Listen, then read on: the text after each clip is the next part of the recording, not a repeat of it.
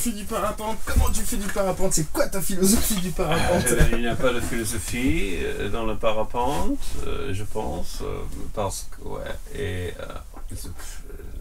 j'espère on aime la liberté. Et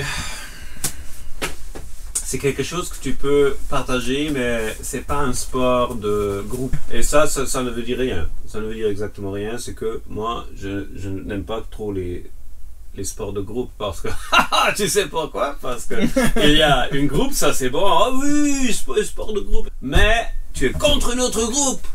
Et je déteste la compétition. Et alors avec le parapente, tu peux faire ce que tu veux, mais tu peux partir en groupe si tu veux. Ouais. Et je pense que c'est agréable. Aussi, on ne sait pas pourquoi est-ce qu'on aime ça. Alors moi j'aime beaucoup. Oui, j'aime beaucoup la sensation d'adrénaline là, un peu le risque. Ouais, un peu le risque, c'est drôle. Ça te you get out of your comfort zone. Tu le fais sortir de ton zone de confort. Ça, j'aime ça beaucoup, c'est super. Je préfère de me promener tranquillement au-dessus des gens. Ouais, tu laisses tout en bas et tu peux observer comme Dieu. Ouais, je me sens un peu comme Dieu. En fait, je suis Dieu. Non, je plaisante. C'est comme du sailing, bateau. Ouais. C'est comme ça, mais dans 3 dimensions. Alors c'est plus complexe. Et le problème avec le parapente, c'est qu'il prend beaucoup de temps à cause des conditions et pour apprendre. Et je pense que c'est presque quand j'ai travaillé régulièrement à Londres, c'était super difficile de trouver des bonnes conditions parce que tu dois vachement regarder le météo et en Angleterre il y a beaucoup trop de vent, alors tu arrives, tu as trop de vent, un peu trop de vent, c'est toujours un peu trop de vent, jamais beaucoup trop de vent parce que tu as prévu. Ouais, alors ça peut être un peu frustrant, mais quand tu vis dans la belle région, avec des montagnes, avec des décollages, là je pense que tu peux faire un mélange entre le travail et le voler, par exemple les soirs. Et oui, et c'est ça.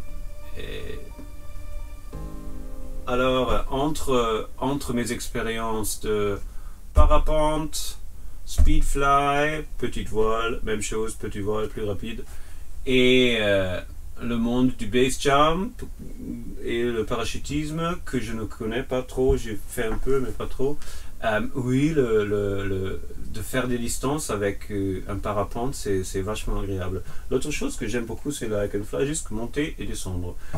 Quand tu n'as pas encore les bonnes conditions, par exemple le matin dans les Alpes, 8 heures, tu peux monter et descendre. Et ça, c'est juste pour s'entraîner un peu, pour être en forme. Hein. C'est ça que j'aime beaucoup.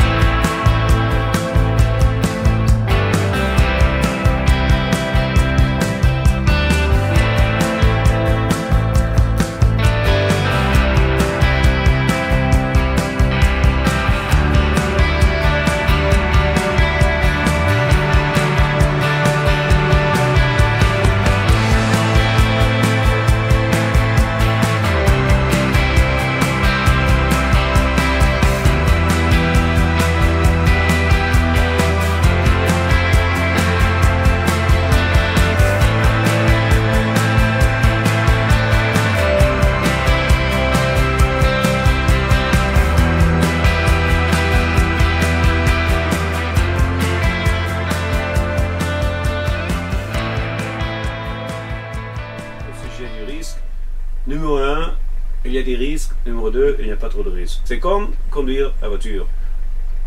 Je pense que le truc avec le risque et le parapente, c'est parce que nous ne sommes pas habitués d'utiliser un parapente. Ouais. Et c'est un peu, oh là là, le parapente, tu les suspends, on va mourir. Tu as commencé avec le bicyclette là, ou les skis. Ouais. Ouais. Et ça, on ne dit pas, oh là là, c'est dangereux. Ah oui, on dit, mais on sait. Alors, ça te donne pas de panique. Ça, c'est en l'air et c'est différent. Et c'est pourquoi. C'est juste psychologique. Il y a, même, je ne dis pas qu'il y a des risques, mais il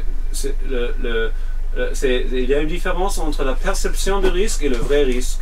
C'est la même chose avec dans tous les aspects de la vie. Alors aussi quand tu, c'est une grande différence entre le risque que tu prends et le vrai risque.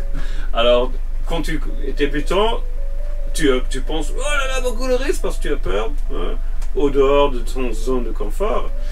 Mais le vrai risque c'est nul. I mean, c'est petit. Si tu es le bon jour, le bon moment. Alors c'est juste s'habituer aux situations. Et après, ce que tu te donnes un peu de temps, tranquillement, ça va être super bon. Après, tu peux commencer à faire des conneries avec le vol. Et après ça, tu vas te sentir, how do you say this, indestructible? Indestructible. Ouais, complètement. Et ça, c'est l'arrogance qui sort. Et c'est exactement là où tu vas faire les accidents. Moi, comme j'ai dit, j'ai commencé quand j'ai habité à Londres et ça, c'était vachement difficile de sortir, de trouver du temps. Et c'est pourquoi c'était un peu hectique. Et pour 3 ans, j'ai pas fait grand-chose. Après, je m'ai installé dans la région. Alors, je volais plus régulièrement et ça, ouais, la compétence a remonté. Avec le parapente quand même, je ne peux pas faire la même chose tous les jours. C'est super bon si tu peux te concentrer et j'adore les mecs, les gens qui peuvent se concentrer très bien. Moi je ne peux pas, c'est clair maintenant pas. et alors il faut que je fasse des choses différentes. C'est pourquoi je fais un petit mix là entre Speedfly, Hackfly, à distance et base jump et parachutisme. Et tu as les hivers et là tu ne peux faire rien ou peu. Et je ne vole pas pendant l'hiver où j'ai pas volé. Et maintenant je me demande peut-être il faut changer d'endroit pour voler en hiver aussi. Parce que je fais du speed ride aussi. Ouais. Alors du speed ride. Et après c'est un peu débile de faire que quelque chose en l'air. Que le voler. Moi j'ai aussi un tête et j'aime penser. Alors il y a aussi autre chose à faire. Par exemple, la politique, les communautés, l'activisme et tout ça, ça m'intéresse. Et ce volet, c'est un peu comme la masturbation, hein, n'est-ce pas? Tu fais un peu plaisir. Et je pense, il y a un autre côté, j'ai un autre côté aussi qui est un peu plus... qui n'est pas que which is not just about me, en anglais. Je ne peux pas expliquer ça en français.